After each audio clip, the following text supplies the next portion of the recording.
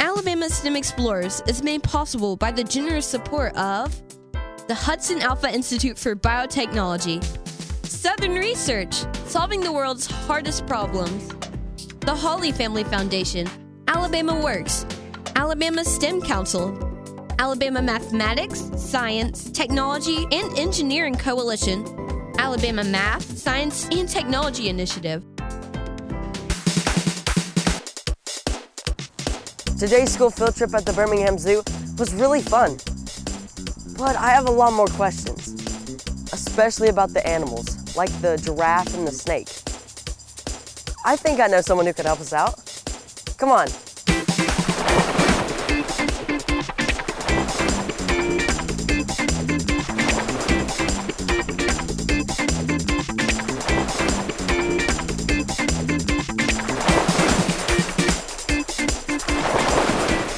Thanks for joining us on today's episode of Alabama STEM Explorers. I'm Kathryn, and I'm here with my friend Cruz and Jesse at the Birmingham Zoo. And Cruz, you were just here on a field trip with your class. And you had a couple of questions for Jesse, right? Yes, I did. So I was looking at all the animals at the zoo, and I was wondering why they have such different bodies. Gotcha. So, animals have different bodies because they are kind of fit for different environments, and they come about through adaptations. Have you ever heard that word before? Yes, I have. Okay, do you know an example of an adaptation? Basically, it's like something new. Okay, something new or a part of an animal's body. Exactly. Okay. So adaptations can be the things we see on the outside, or they can sometimes be things on the inside of their bodies also that just make them fit or be able to live in their environment. And it takes time for these adaptations to come up. So just like your mom and dad, you have brown eyes, so those traits were passed down from your mom or dad. Same thing happens in the animal world, and those traits are passed down from mom and dad to their offspring, and over time, we get all of this diversity that we see in the animal world. And in fact, we could probably go take a look at a couple of animals that live here at the zoo and explain that a little bit more. Yeah, that would be good. All right, Cruz, so we were talking about adaptations, and we have some animals here at the zoo that have amazing adaptations. One actually lives right here in Alabama. Owls. So do you know of any adaptations that owls have? Not really. Not really. Okay, so owls have amazing adaptations, and they're actually adaptations that make them kind of masters of the nighttime. So they have really great eyesight, really great hearing. The way they move is very special as well. So I've got a few things here on the table to help kind of illustrate that. So I want to do a quick experiment with you, if you're willing. Yeah. Okay? I'm going to have you put on this blindfold here, and I've got a couple of spoons here, and all I'm going to do is just kind of tap the spoons at different spots around your head, and I just want you to point to where you think the sound is coming from. Okay. Okay? Yeah. All right. Here you go. Put that on for me. You can just tie it right in the back.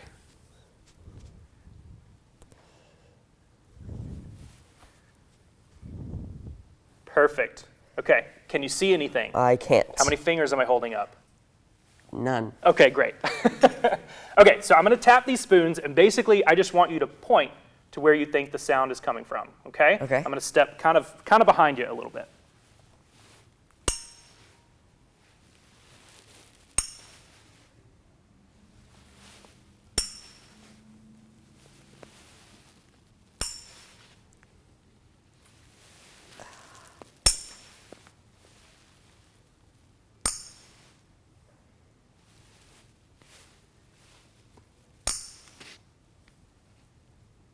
Okay, great. You have perfect human hearing. You can go ahead and take your blindfold off. Okay, so when I tapped kind of to the right or the left, you knew exactly where that sound was coming from. However, when I tapped kind of behind your head, you pointed up, and then you pointed kind of that way, and you pointed back. It was a little hard for you to tell exactly where that sound's coming from, right?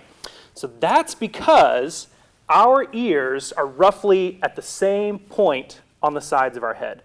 So do you know how sound travels? Yes. How does sound travel? In a straight line. Exactly. So a sound is made, and then it travels in a straight line to whatever is going to pick up that sound, our ears. So our ears tell us if the sound's coming from over there, it hits this ear first, then it hits this ear, and our brain says, oh, that sound's coming from over that way. So because when a sound comes anywhere along kind of the midline of your body, directly in front, above, or behind, because that sound is hitting your ears at the same time, your brain thinks, wait a minute, where did that come from, right? Yeah. So we have a little bit of trouble. A cool thing about owls, I have an owl skull here. So if you look at kind of straight on from the skull here, you'll notice two bones kind of right underneath the eyes here. And those are where the ears would be for the owl. Do you notice how one is slightly kind of higher than the other? Okay, so owls have slightly offset ears. One's a little bit higher and one's a little bit in front of the other one. So that way, whenever a sound comes at them, they can tell exactly where it's coming from, no matter if it's directly below them, above them, on either side. And that's a great adaptation for hunting when? At night. At night, exactly right. Yeah. So hearing that way is called binaural hearing. Have you ever heard of binocular vision? Not really. No, so binocular, if you think about looking through a set of binoculars, right, you're seeing directly in front of you. And so you can pick up a lot of movement really easily. Can you think of an animal that doesn't have eyes directly in the front of their head? Spiders, maybe? Spiders, that's a good guess. Think about like a horse or maybe a giraffe. Where are their eyes? They're on the sides of They're on the sides of the head, right? So their vision doesn't really cross in the front. Our vision, if you kind of look out in front, our vision crosses. And so if you cover one eye, right, you can kind of see over this way a little bit. If you cover the other eye, you can see over this way. So where your line of sight crosses, that's called binocular vision. So that hearing is called binaural hearing because they can tell exactly where a sound's coming from, no matter where it is. So that's one great adaptation that owls have. Another one is amazing eyesight. So whenever you think about an owl sitting in a tree and they're looking around, how do they do that? What kind of comes to mind? They turn their heads. They turn their heads, exactly right. So they turn their heads because their eyes are so big that they can't turn or move their eyes inside their skull. So look up without moving your head, look down, right, left. Owls cannot do that because their eyes are so large. So if you had eyes the size of an owl, they would be about the size of softballs. So your eyes would be about that large inside your head. It's pretty crazy, right? So they have such large eyes because, again, they hunt when? At night. At night, right? So those eyes are able to pick up all of that light, and they can see about as well as we can see on a cloudy day in the middle of the night. Complete pitch black. So eyesight is a great adaptation. And then lastly, their feathers. And here in a minute, we're actually going to get to meet an owl. And I want you to kind of pay attention to what you hear whenever we do get to meet Bilbo in just a few minutes. So I've got a couple of feathers here. One is a feather of an owl. I'll give you that one. This one is a feather of a black vulture. Okay? So I want you to look at these feathers, and I want you to specifically look at the edges. What do you notice that's different about the edges? One's curved. Okay, the curved. And then what else? This is like split. Yeah, so it's split, right? So you've got all these little like ends on the feather, right? And then on this one, it's very smooth on the end. So those feathers help to filter out the wind when an owl is flying. When? At night. At night, right? Yeah. So they're flying at night silently through the air. And so these little fringes, these little edges on the feather are an adaptation for extremely silent flight. Okay? So how about we meet an owl and see some of these adaptations up close? That would be cool. Sound good? Yeah. All right.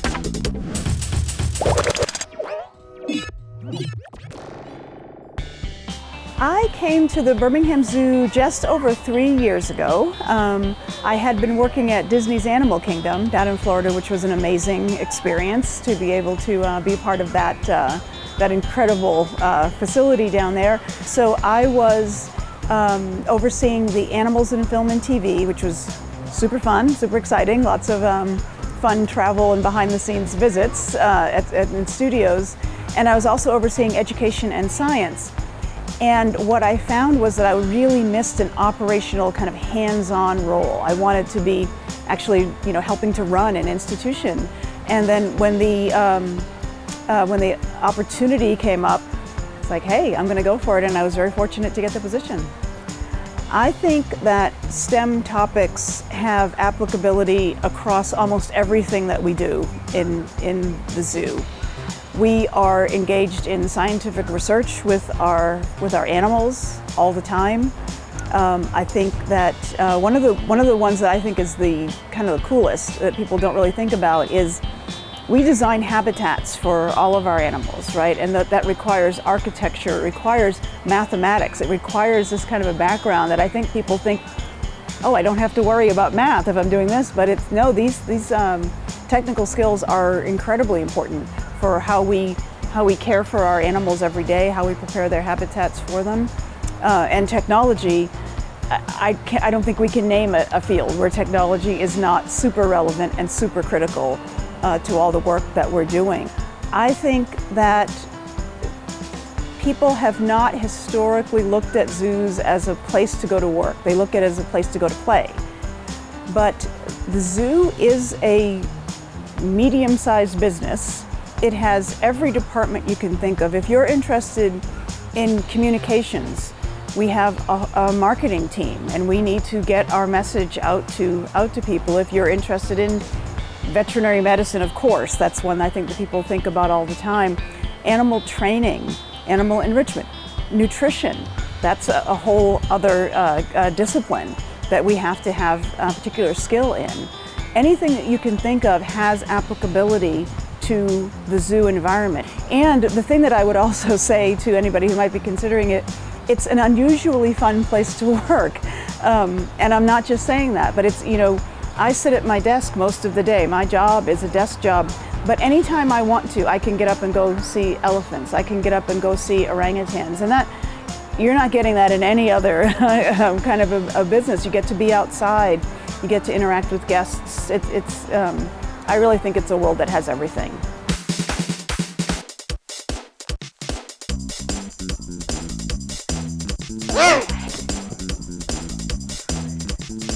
This is Bilbo. He's our Eurasian eagle owl. So he is free flight trained. So he can do this indoors as well as outside at our wildlife shows. Yeah, what are all those lights? So they've got amazing eyesight, so he can actually see the date on a dime from a whole football field away. So that is pretty impressive. So he's taking in all the lights and all of the sounds. He also has really good ears. He is eating mice. So we did train him to do this recall, so similar to you calling your dog. If he's running out in the field and you can call his name and he'll come, it's the same thing. So we cue him by the wiggling of the finger and raising our glove, and he will come to us. So in theory, if he ever had a fly off, I'll do it there and back. If he ever got spooked while he was flying and flew off, we could call him back to us and he would come. So that noise is his baby noise. He's not a baby, but he is imprinted on humans. So he basically has been with us since he was 30 days old. So he kept his kind of like baby owl noise. He also does hoot though. So he makes a lot of series of hoots. Boy. Now Robin, if you just want to kind of like, oh, he's coming back, just catch him. This is going to be the confusing part because he either gets to flying or he sits. It's not like both. So he may fly a couple different times where we don't actually ask him to, but that's okay. So this is Bilbo. He's a Eurasian eagle owl. Eurasian eagle owls are native to Europe and Asia, just like their name implies, and they are among the largest owl species in the entire world. So he is fully grown, but females do get a little bit larger than him. He is eating a diet of mice. In the wild, they would eat mice, rats, and other small mammals, but an owl of his size can take down something as large as a small deer. So he can take down pretty large prey. They have the strongest feet of most of the birds in the animal kingdom because he uses his feet to hunt. So his feet do have feathers on them and aiding in very silent flight. So he'll swoop down and grab that prey and with those feet, which is what he hunts with, and he will take it away to wherever he wants to eat it. So owls are superb hunters. They do hunt at nighttime, so he is nocturnal. He has great eyesight, so he has eyesight that can see about as well as we can see on a really cloudy day at night. So just like today, it's kind of cloudy and overcast, but we can still see. That's how he sees in pitch blackness. So he does see very, very well, and that allows him to pinpoint exactly where his prey might be hiding. Then when he does see his prey, he doesn't wait around. He's going to swoop down directly to those prey items, and they have very silent flight. So if you saw him flying around, you actually heard nothing, really. You heard him squawking, but you didn't really hear him flapping like you would traditionally hear when you have a bird fly by. So a daytime bird feathers are zipped up tight, and they aren't frayed at the end, so that's why you hear a flap, flap, flap noise when the bird flies by. But owl feathers are frayed at the end, which allows air to pass through, creating a very silent flight, which allows him to sneak up on his predator or prey items, so his prey never hear him coming, which is also why he has feathery feet, so he's covered from feathers from his head to his toe. You can see his feather tufts up here. A lot of people think that those are his ears, but they're not. His ears are actually holes on the side of his head, and the feather tufts just break up his silhouette. So if he's hiding, snuggling up next to a tree, he can blend in perfectly with the bark of the tree. You can see he is very bark colored. He's very bark colored, and so he's going to blend in perfectly with that tree and his surroundings. So he has excellent camouflage. I know. And that noise that you're hearing is one of his many vocalizations. He makes that noise, and he also does make hooting noises. His hooting noises are specifically usually reserved for breeding season, as that's how they communicate to one another and communicate their different territories and things. But when he's just hanging out happy, these are the noises he makes, is that little trill noise. But yeah, that's Bilbo the Eurasian eagle owl. How long do they live? So Bilbo here can actually live to be up to 60 years. So they live for a really long time. And then the owls that you kind of find native to Alabama, the great horned owls can live to be about 40 years. So kind of the bigger they are, the longer they live generally. So he can live for a really long time. So how old is this one? So he is 4 years old. Okay. So he's still young, but he is a mature adult. So when they're young, like babies, they are very big babies. So really the only difference, like they hatch very large. And so he was about the same size, a little bit smaller, but he was covered in fluffy down feathers. So he looked like a little Muppet, just big eyes and fluffy feathers everywhere. He didn't have these pretty flight feathers that he has today. So why is his beak shaped this way? He's thinking you're about to feed him. So just keep your hands down. So he has a pointed beak, you can kind of see with a hook at the end. And that is an adaptation that he has. And so all birds have a different type of beak that specializes in the different types of food that they eat. Well, Bilbo here, since he eats mice and rats and other type of meaty items, he has to have a beak that's able to rip and tear the bits that he wants to eat off of those larger animals. So that's why his beak is like that. And it also helps him to grip onto that animal. If he had a flat beak like a songbird, he wouldn't be able to do that. So he has asymmetrical ears. So he's got one ear, I know, I don't have it, you just ate it. Okay. He has one ear up high, and then he's got one ear kind of down low on the other side. And so that kind of creates surround sound hearing when he's traveling through the woods and flying. He can pinpoint exactly where that sound is coming from, whether it's in front of him, behind him, as he's flying at these rapid speeds. So he's able to, so they're just holes on the side of his head, and you have to like peel back all his feathers, which he won't let me do while he's awake. Yeah, there's holes. I know. So he is trained by us, and we got him again when he was 30 days old, so he's imprinted on people, and what that means is basically when he was young, he either thinks that we are funny-looking owls or that he's a funny-looking person. So he very much isn't going to act like generally like a wild owl. A lot of the times he still has the instincts and stuff, but it does help a lot with training. So since he does think that he kind of belongs to us, like as far as like, you know, he thinks that we are the same kind of thing, that he it makes it very easy to train, so it was very easy to kind of try and teach him how to trust us. Trust is big in animal training, so that's why we worked with him since he was so young. And then we built up his trust, and then we showed him that we mean food, so we're going to give him food. We're going to take care of all of his basic needs, and even more so. And so by doing that, he realized that, oh, okay, if I come to these people and I step on their glove and do this easy thing that I already would do, then they feed me food, and that's fun. And so he doesn't always realize that even if he chose not to do something, we still give him food at the end of the day. We don't ever starve out our animals.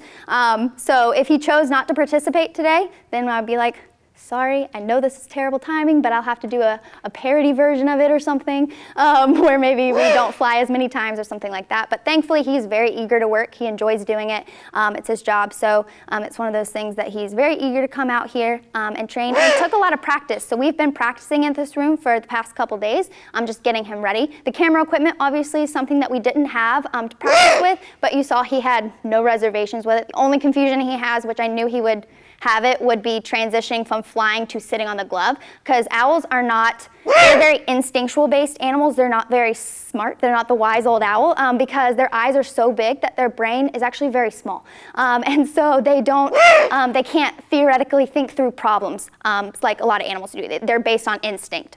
Is this scary? Is this not? Is this gonna give me food? Is it not?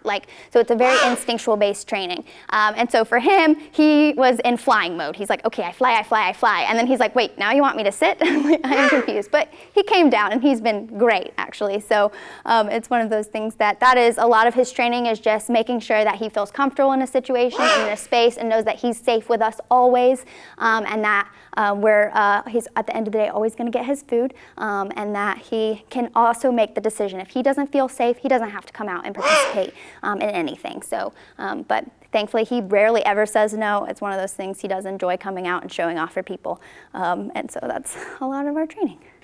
So the flight he was doing today is glove to glove, or A to B. So basically you got, which is the easiest of the types of flights that we teach a bird, because basically you're just flying from one glove to the next glove. So it really just relies on making sure that he trusts the people that he's flying to.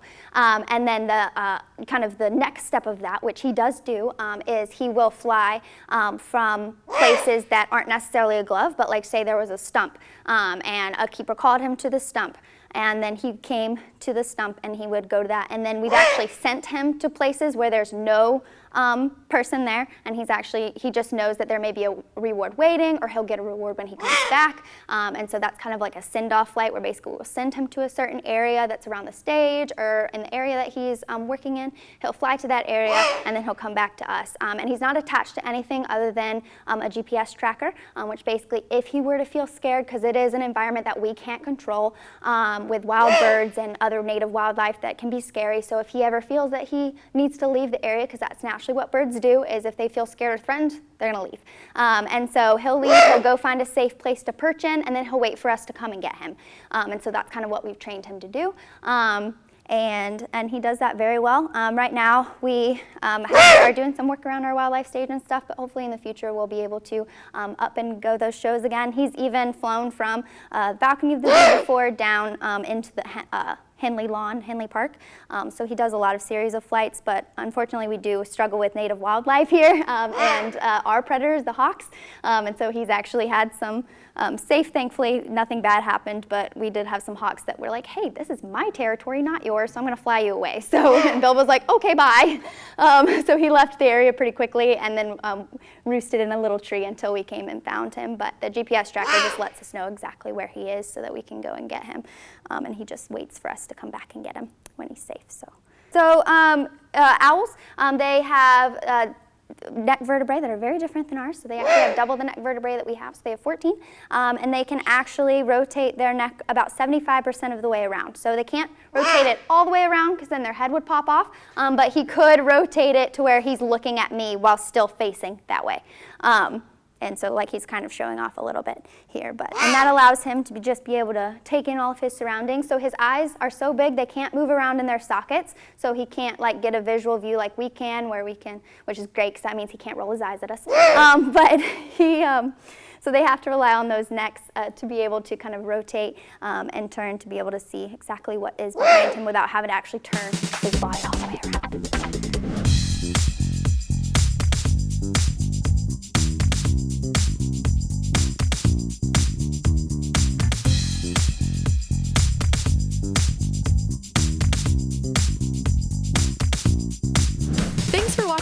Alabama STEM Explorers. If you missed anything or you want to watch something again, you can check out our website at alabamastemexplorers.org. Maybe you have a question we could answer here on the show, and you might grab a cool t-shirt. Feel free to send us a video question or an email on our website, alabamastemexplorers.org. Thanks again for watching. We'll be back next week.